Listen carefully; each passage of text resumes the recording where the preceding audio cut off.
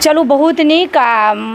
मात्र 23 साल के लड़का में अगर अतेक जुनून, लड़का ने पत्रकार में अतेक जुनून, तो हमरा लगे ई आगा बहुत ज़्यादा नाम कमेता। हिनकर फ्यूचर जे छन से बहुत नीक छन, लेकिन ई अपन फ्यूचर नहीं, बच्चा के फ्यूचर के देखत ई जे छे से किताब सब लिख रहल छथि। तो हमरा लागैए हरेक स्कूल में ई जेबाक चाही हमरा हिसाब से। बाद बाकी जिनकर स्कूल छनि ओ सोचैत जे हाँ हम अपना स्कूल में एहि बुक के जे छे से स्थान दिए या नहीं दिए, लेकिन अगर मिथिला मैथिली से जुड़ल हेता, अगर लगाव हेतै तो जरूर ओ स्कूल में एहि किताब के स्थान देबाक चाही, ताकि बच्चा जे छे से पूरे बिहार के, पूरे देश के संग जे छे से अपन रीजनल, अपन मिथिला मैथिली के जे छे ऐतिहासिक जे छे से हुनका बच्चा के ज्ञान हेतै। एगो चीज हम खाली अंत में जोड़े चाहब जे अहाँ कहलिए जे ई किताब स्कूल में लगैए नहीं, हमरा ओहिसँ कोनो मतलब नहीं है। जतऽ लगबा के तो लागिए टा जेतै एकदम। और हाँ ओतऽ हमरा नहीं, हम एगो एहि दुआरे हम अपन मुँह मीठू नहीं कर रहल छी, लेकिन साक्ष्य छै, प्रमाण छै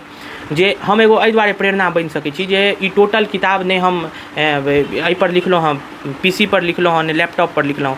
ई टोटल किताब हम मामूली ओ जे मोबाइल अबै छै ओ मोबाइलसँ हम लिखलहुँ हँ। रिसर्चो हमर मोबाइल, एडिटिंगो हमर मोबाइल, एडिटिंगो वर्क हम बुझै छियै, एडिटिंगो मोबाइल, प्रूफ रीडिंग हाँ टोटल मोबाइल पर हम अहाँके एखन देखा सकै छी जे हम मोबाइले पर लिखै छियै आ मोबाइले पर से ओकरा फेर टोटल चीज जे छै से वर्को होइ छै जे मतलब जुनून होइ छै या पूरा फैसिलिटी या टैब ले लो या PC ले लो, कोनो फैसिलिटी नहीं, बल्कि हम कह सकै छी ओ हम कह सकै छी, लेकिन हम ओते अथिए करै नहि छै। जहन ओ भऽ जेतै अहाँ टोटल चीज है देख लियौ, आरोहण नैतिक शिक्षा अहाँके विश्वास नहीं हेतै, देखियौ मोबाइले पर छै। मोबाइल अहाँके जे PDF छै तऽ ई अहाँके जे छै से डॉक में छै, देखै छियै एडिट कऽ सकै छी, टोटल एहि पर अहाँ लिख सकै छी। तऽ मोबाइले पर हम लिखै छियै, जरूरी कोन छै PC। हाँ इएह हैत जे अहाँके जुनून यऽ तऽ यू कैन डू एवरीथिंग। जय मिथिला। हम सरोजा और अपने लोकनि देख रहल छी मिथिला तक न्यूज। अखन हमरा संग पत्रकार सानू झा छथि, और जखने कहलहुँ पत्रकार तऽ पत्रकार के कलम में बहुत ताकत होइए। सब गोटे जानते छी जे पत्रकार के जखन कलम चलैए तऽ केहन केहन के हिकरी निकलि जाइत अछि,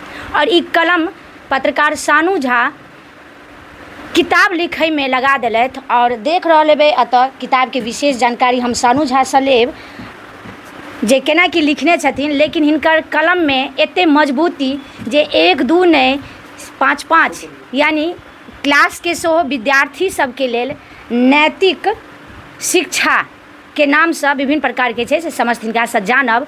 ओ किताब लिखलखिन, संगी मिथिला के वर्णन केलखिन। चूँकि पत्रकार छथि तऽ हिनके से विशेष बात करब जे ई कतऽ गेलखिन पत्रकारिता करै लेल, और की हिनका अंदर ललक एलनि जे आखिर ओ कलम किताब में कन्वर्ट सेहो कऽ देलखिन। सानू बहुत बहुत अहाँके स्वागत है मिथिला तक। बहुत बहुत धन्यवाद दीदी अहाँके जे हम एक बेर कहलहुँ तऽ अहाँ ओहि पर संज्ञान लेलिए, और अहाँ से हम अपने बहुत किछु सीखै छी। और जे भी हिनका हम अपन बता दै छी जे ई एगो एहन सर्वाइवल पर्सन छथिन जे हिनका बारे में जे जानैत हेथिन या नहीं जानैत हेथिन तऽ ई बहुत सर्वाइवल पर्सन छथिन, और हिनका से हम अपने बहुत किछु सीखै छी। और बहुत बहुत शुक्रिया अहाँके जे हमरा लेल अहाँ अपन चैनलके समय देबै। सानू जखन पत्रकार छी तऽ पत्रकार जे छै से कलम के लेल ही जानै छै। जखन हुनकर कलम में मजबूती आबि जाइए तऽ केहन केहन ऑफिसर के और बड़ा बड़ा नेता के हिकरी निकालि दै छथिन। तऽ ओ हिकरी निकालैत तऽ की सोच कऽ ई बच्चा सबके बीच में अपन मिथिला के इतिहास, धर्म से जुड़ल विभिन्न प्रकार के अपने का किताब निकालि देलिए। जी दीदी देखियो, जखन हम पत्रकारिता में गेलहुँ 2019 में हम एडमिशन करेलिए, और फिर 22 में जे छै से हम डिग्री प्राप्त केलहुँ। तऽ पहिल पुस्तक हम 2021 में लिखने छलिए, 19 में एडमिशन भेलाके बाद 21 में लिखने छलिए, और उस समय में ओतेक बौद्धिक क्षमता नहीं छला। ओहिके बाद फिर अपना आप में जे लोग कहै छै जे धीरे धीरे परिपक्वता अबै छै, तऽ ओहिके बाद जे छै से फिर हम 2022 में जे छै से ई स्वर्णिम मिथिला एकरे दोसर भाग जे छै से आनलिए। एहि पुस्तक में ई पुस्तक जे छै से मिथिला के दर्शन करबै छै। घर बैसल अहाँ चाहे मिथिला के कोनो भी भगवती छथिन, महादेव छथिन, ओ अगर अहाँ वैष्णो देवी से अगर तुलना करबै तो आप अपना आप में दुनू भी, चाहे मिथिला के कोनो भगवती स्थान आ वैष्णो देवी ओ अतुलनीय छथिन, लेकिन हमरो जे भगवती का स्थान छै ओ वैष्णो देवी से कम नहीं छै। तो हम अगर कतौ भी स्थान पर जाइ छलिए तऽ सबसे पहिले हमर ई हेबाको चाही एगो पत्रकार में कि किया छै, केना छै, ओहिमे तर्क हेबाक चाही। तो ओहिसँ जानैके हम हमेशा ही एखनो भी हम जायब सबसँ बेसी हम खण्डवाला राजवंशके मानै छियै जे दरभंगा राजवंश होइ छै तऽ एखनो जे हम जायब तऽ हमरा दिमाग कखनो काज केनाइ बन्द कऽ दैए जे हम ओकर जे एतेक विराट स्वरूप देखै छियै आ आबैवला समयमे खण्डवाला राजवंशपर हम एगो बहुत बड़का किताब लिखब 2027-28 तक। तो अहाँ सोचि सकै छियै जे हम धीरे धीरे ओहिपर काज केनाइ शुरू कऽ देने छियै आओर ओ पूरा मिथिलाके जतेक भी किताब खण्डवाला राजवंशपर छै ओकरा हम अध्ययन करब आ ओहिके बाद हम ओ किताबपर काज करबै। तऽ ईसब तऽ एखन ट्रेलर छियै। तऽ ई किताब हम वएह सब चीज हमर एगो मनोवृत्ति छल जे तमाम जगहपर गेनाइ ओकरा बारेमे बुझनाइ। किया नहि हम चामुण्डा स्थानके इतिहास बुझबै, किया नहीं बुझे? अगर वैष्णो देवी के इतिहास बुझे छियै, अगर हम खाटू श्याम के इतिहास बुझे छियै तो चामुण्डा स्थान के इतिहास क्या नहीं बुझबे? हम परमेश्वरी स्थान के इतिहास क्या नहीं बुझबे? हम एकादश महादेव के इतिहास क्या नहीं बुझबे? ओकरो इतिहास छै ने और गरिमामय इतिहास छै। और एखन धरि सरकार ओहिपर ध्यान नहीं देलकै या फिर सरकार ओहिपर अथी जे ओहिपर उपेक्षित ओकरा रखलकै तकरे आइ परिणाम छै जे एतेक विराट रहलाके बावजूदो जे छै से राजनगर ओहिना हकन कानै छै, दरभंगा महाराजाके किला जे छै से ओहिना हकन कानै छै, 15 अगस्तके झण्डा खाली फहरा देल जाइ छै। लेकिन ओकर जे की इतिहास छै केना छै तऽ ओकरा हम हिन्दीमे लिखलिए पहिल किताब ई, मैथिलीमे ओकर मैथिलीके सारा चीज छै लेकिन हिन्दीमे हम दुनू रखलिए जे बच्चो पढ़तै, वृद्धो पढ़तै, किशोरो पढ़तै। तो ओहि हर चीजके जे छै से एगो विशेष विवरण जे छै से एहिमे अहाँ कऽ सकै छी। अहाँ कतहु यात्रा करब तऽ ई किताब जे अहाँ लेबै तऽ ओ अहाँके यात्रा आओर भी अहाँके जे होइ छै जे बोरिंग नहि हैत। ई एगो एब्रिविएट पुस्तक छै जे अहाँ कतहु जायब तऽ मिथिलाके बारेमे पता रहत आओर जानैके जे इच्छुक रहै छथिन से अगर पढ़ि लेथिन तऽ हुनका मिथिलाके पूरा दर्शन जे छै से घर बैसल भऽ। अच्छा सानू पूछब 2122 जे छै से अपन एकटा मिथिलाके धार्मिक ऐतिहासिक जे एकटा दर्शन छै ओ करबेलिए तमाम पूरे हमरा लगैए मिथिलेवासीके नहि पूरे बिहारवासीके पूरे भारतवासीके जे अपना मिथिलाके बारेमे जानलखिन, एहिके रिस्पॉन्स केहन भेटल? एकर किताब ई तऽ हम 2021 में लिखने छलिए, एकरा हम ओतेक बेसी प्रमोट नहीं कए पेलहुँ लेकिन 2022 में एकर हम बहुत बड़का विमोचन केने छलिए, बहुत बड़का विमोचन केने छलिए। और ई किताब अहाँ गूगल पर मारियो, एखनो मारियो, एकर बहुत बढ़िया रिस्पॉन्स छै। स्वर्णिम मिथिला हाँ खाली अहाँ गूगल पर एतेमे मारि देबै तऽ सबसँ पहिले एकर ई सब ट्रेंडिंगमे आबि जाइ छै। हम नहीं डालने छियै गूगल पर, अपने आबि गेल छै ओ हम डालने हेबै फेसबुकसँ आ ओहिके बाद जे छै से एकर रिस्पॉन्स एलै तऽ ओहिपर गूगल पर एखनो ई बहुत बढ़िया रिस्पॉन्सिबल छै। और फ्लिपकार्ट, अमेजॉन सब जगह छै, रेटिंग अहाँ फ्लिपकार्ट अमेजॉन पर देख सकै छियै एकर। और कहल जाइ छै जे जगह जे हमर धार्मिक स्थल अइ ओ अगर सरकारके द्वारा उपेक्षा कयल जाइ छै तऽ ओहिके पर जोर जे छै और जागृत केनाइ एकमात्र पत्रकारके काज छनि। और पत्रकार ओहिपर आवाज उठाबै छथिन और आवाज एगो पत्रकार नहीं तमाम पत्रकार उठाबै छथिन। लेकिन सानू भाई एकरा किताबके जरिए सेहो आवाज उठेलखिन तऽ ई जे छै से बड़ाई करऽके योग छै। और संगी सानू भाई ई जे तीनू बुक किताब अछि नैतिक शिक्षा, एहिके बारेमे केना कि अपनेके विद्यार्थीके ई राष्ट्रीय शिक्षा नीति के तहत जे छै यानी नेप के तहत जे छै से केना कि निकाल लिया ओकरा प्रकाश? जहन ई दुनू किताब लिख देलिए दीदी, जहन ई दुनू किताब लिखलिए तऽ मोन भेल जे आब एहि सब तरहक जर्नसँ आगू बढ़ै छी।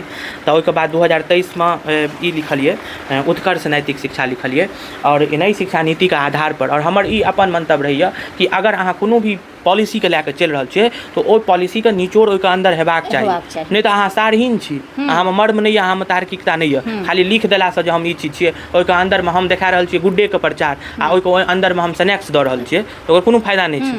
तऽ ओ सब चीज देखेनाइ की छै, स्वाद की छै, तहन अहाँ फ्लॉप छी, तहन अहाँ फ्लॉप छी, इतिहास गवा रहल है ओहि चीजके। तऽ हम बहुत सारा किताब देखै छियै जे खाली लिख देने छै आ वएह किताब छै, एहिसँ 10 साल पहिलुका किताब आ नेप 2020 में भेलै हँ तऽ ओहिके अन्दरमे किछु नहीं छै, नेपके कोनो भी सारगर्भिता कोनो तत्व ओहिके अन्दरमे नहीं छै। तऽ हम ओहिमे तत्व देलिए, हम मिथिलासँ छी, मिथिलाके लेल हमेशा अग्रसर रहै छी और ई हमर प्रमाण यऽ। केओ ई भेल जे केओ भरि दिन कहैत रहल मैथिलीके रील बना लेलक, ओ हुनकर प्रमाण छै, लेकिन ई हमर अपन प्रमाण यऽ जे हम जे अपन किताब लिखने छी ताहिमे अयाची भेलथि और ई गोनू झा भेलथि। तेनाली रामनके बारेमे केओ पढ़ै छै, केओ बीरबलके बारेमे पढ़ै छै, ओहिसँ कम हमर गोनू झा थोड़े छलखिन की? सही बात छै। तेनाली राम के बारे में पूरा भारत या पूरा विश्व जानते, लेकिन बच्चाके एतबीटा से पढ़ायल जाइ छै। लेकिन गोनू झा के बारे में अगर हम कहानी हुनकर इतिहास पढ़ू तऽ बहुत नीक लागै छै पढ़ै। आ कोनो एहन छै, हर चीज मजाकिएटा नहीं छै हिनकामे, कोनो एहन चीज छै जे हम 2 क्लास में ओ चीज डालने छी, कोनो एहन चीज छै जे अहाँके रोंगटा खड़ा कऽ देत।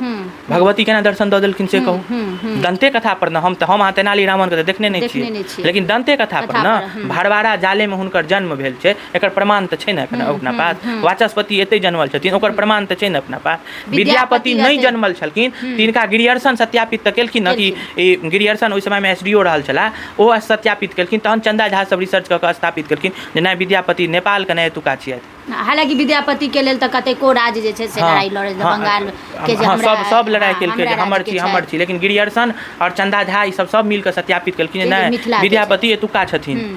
तऽ ताहि सब लऽ कऽ और अहाँ ई नहि केओ कहि सकैए जे ई एगो ब्राह्मण, हम अहाँ दुनू ब्राह्मण छी और एखन जे राजनीतिक परिप्रेक्ष्य लऽ लिअ या सामाजिक ओ धर्मवाद क्षेत्रवाद ओहिसँ बेसी एखन केओ उठि नहि रहल छै। आब तऽ और भऽ गेलै हँ।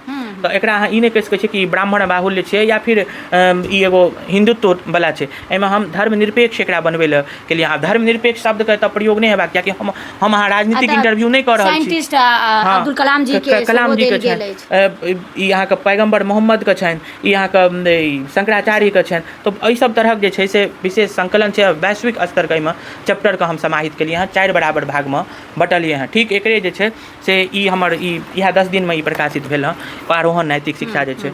इहोमे अहाँ देख लियौ गोनू झाके हम हर किताबमे दै छियै, कियाकि बच्चा अहाँ खाली सीरियसली सब चीज चैप्टर दऽ रहल छियै तऽ किछु मजाकियो हेबाक चाही।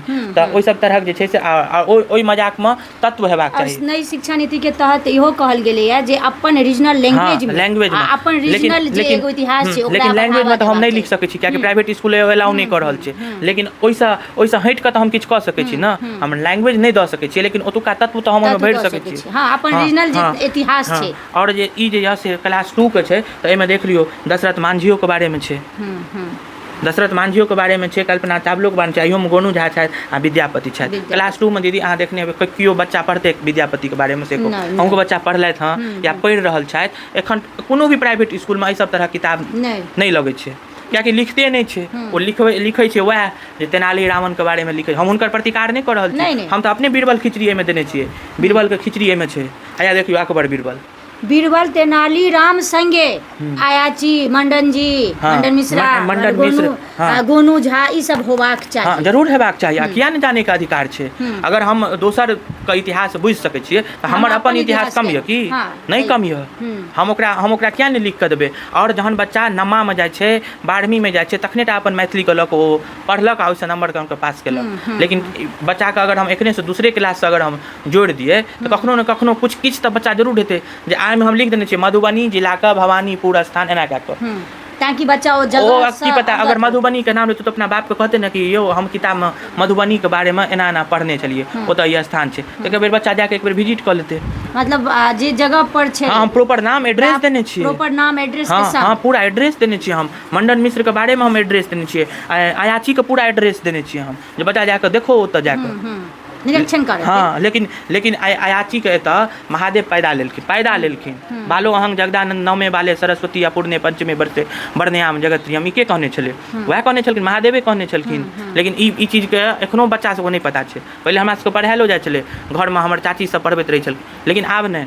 आब तऽ भरि दिन मोबाइले में बच्चा लिप्त रहै छै।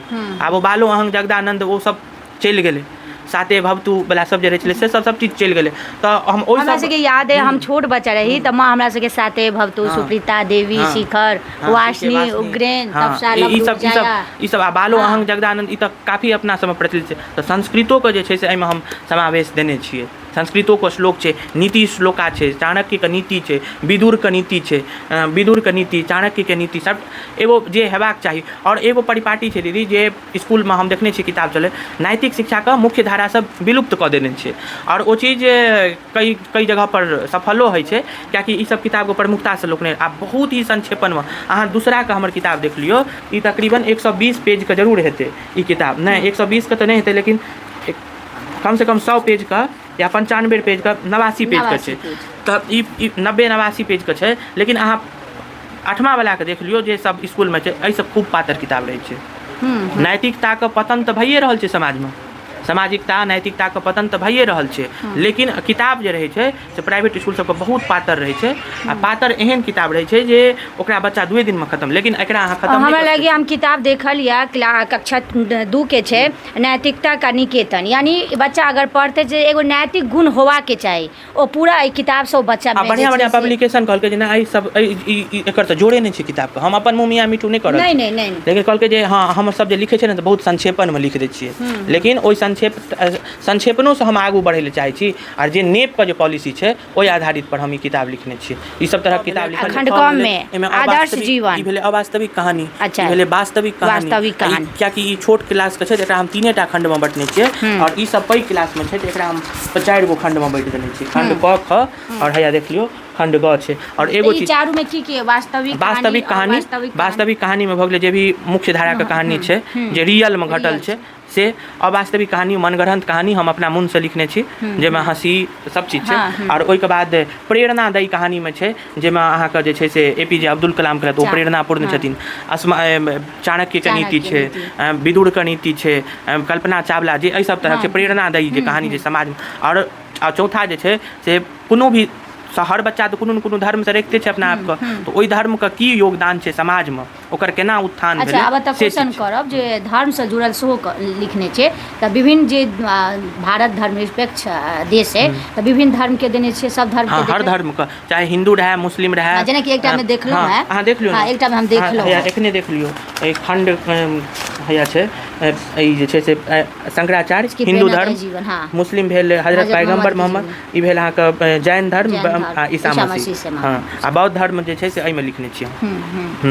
तऽ एहिमे छै। और ई टोटली जे किताब जे छै आब चाणक्य जे छै से नेटो पर उपलब्ध छथिन, लेकिन ई टोटली किताब जतेक भी हमर किताब यऽ एहिमे अहाँके किताब सब जे छै से कतेक अहाँके स्कूल में ई किताब जे छै से पढ़ायल जा रहल छै? एहि बेर और लगतै और एखन ई 2-3टा स्कूल में जे छै से चलि रहल छै। आ कतऽ से उपलब्ध भऽ जेतै जेना स्वर्णिम मिथिला? ई अहाँ डायरेक्ट कियाकि कंपनी कोनो भी स्कूल में स्वर्णिम मिथिला तऽ अहाँके कतौ भी उपलब्ध भऽ जायत। ई जे छै से टोटल किताब अहाँके अमेजॉन फ्लिपकार्ट पर मिल जायत, टोटल किताब अहाँ नेट पर सर्च करियो अहाँके मिल जायत, नेटो पर मिल जायत। आ स्वर्णिम मिथिला तो फेसबुक अथी फ्लिपकार्ट अमेजॉन सब जगह सब किताब सब जगह उपलब्ध छै। जे भी सोशल साइट छै फ्लिपकार्ट भेल अमेजॉन भेल सब सोशल साइट जते छै सब पर अहाँके उपलब्ध छै। हां और टोटल हमर अपन वर्जन छी। विद्योपति के बारे में हम अपना मन से लिखने छी, हम कॉपी किया करबै जहन हमरा अपना अबैया हम ओतऽ से हम निकालि सकै छी, लेकिन ओकरा हम अपन भाषा अध्ययन तक के लिए, लेकिन ओकरा राइट जे के लिए से अपन शब्द में के लिए। हां कियाकि अध्ययन त हम करबै ना, इतिहास तत्व के जानकारी त हम लेबै ना। हम जामे 10टा किताब लिखबै ना त हम एगो किताब लिख लेबै, लेकिन अपन रीराइट छै। हां पूरा हमर कवितो हमर अपन छी, कतौ ना अहाँके नेट पर मिल सकैया, यानी ई कॉपी पेस्ट ना कतौ ना एकटा अहाँके नहीं मिल जायत कॉपी पेस्ट। वीडियो के ज़्यादा से ज़्यादा शेयर करूँ ताकि हर व्यक्ति, हर दर्शक, हर पेरेंट्स और हर स्कूल के डायरेक्टर तक ई वीडियो जाइन और हुनका सोचऽ पर मजबूर करें और विशेष डिसीजन उठावत। जय मिथिला, जय मैथिली, धन्यवाद।